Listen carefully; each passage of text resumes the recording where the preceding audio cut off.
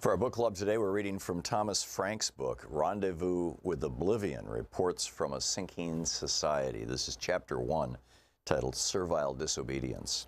Social scientists have tried for more than a century to understand how class works. Psychological experiments on the subject, however, are a relatively novel thing, so I was surprised to discover a few years ago that psychologists had published a series of papers on the behavioral aspects of social status, and that their findings were almost uniformly unflattering towards society's winners.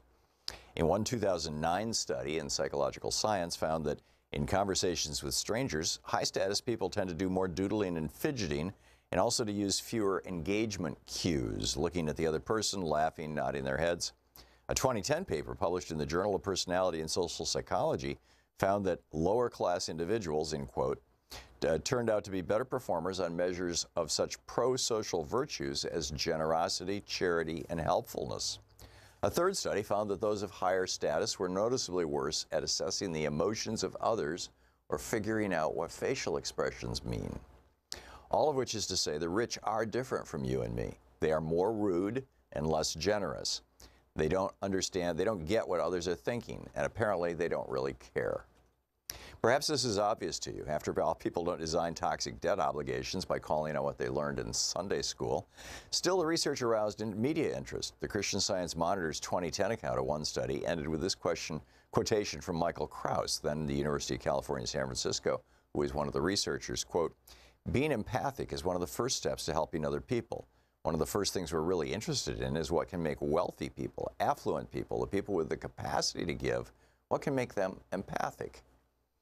I think I see the urgency of Dr. Krauss's question. After all, we have spent the past several decades doing everything we could to transfer the wealth of the nation into the bank accounts of the affluent to send them victorious, happy, and glorious, long to reign over us. Oh, we've cut their taxes, gladly transferring much of the cost of keeping their property safe onto our own shoulders. We've furnished them with special megaphones so that their voices can be heard over the hubbub of the crowd. We've conferred upon them separate and better schools, their very own transportation system, and a full complement of private security guards. We've built an entire culture of courtiers and sycophants to make their every working hour an otherworldly delight. We let them construct a system of bonuses and executive compensation on the theory that it would be good for everyone if the people at the top got to take home much, much more than the rest of us. And when it turned out that the theory was wrong, that in the most famous cases, executives chased bonuses not to the shareholders' benefit, but at their expense, why, we promptly bailed them out.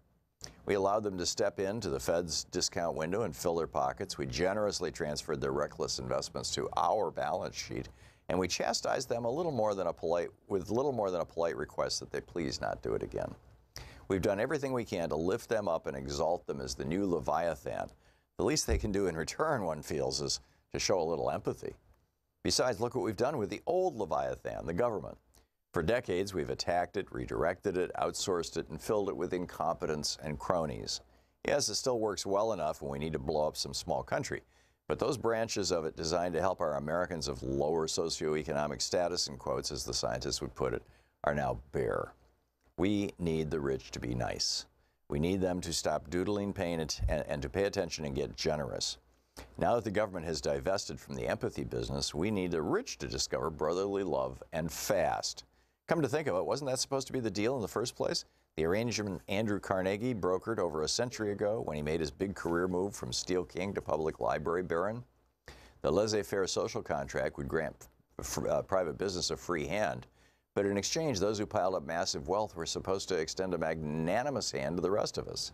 As Carnegie wrote in his famous 1889 essay, The Gospel of Wealth, we don't need socialism to solve our problems. Philanthropy is the true antidote for the temporary inequality distribution of wealth and reconciliation of the rich and poor, quoting Carnegie.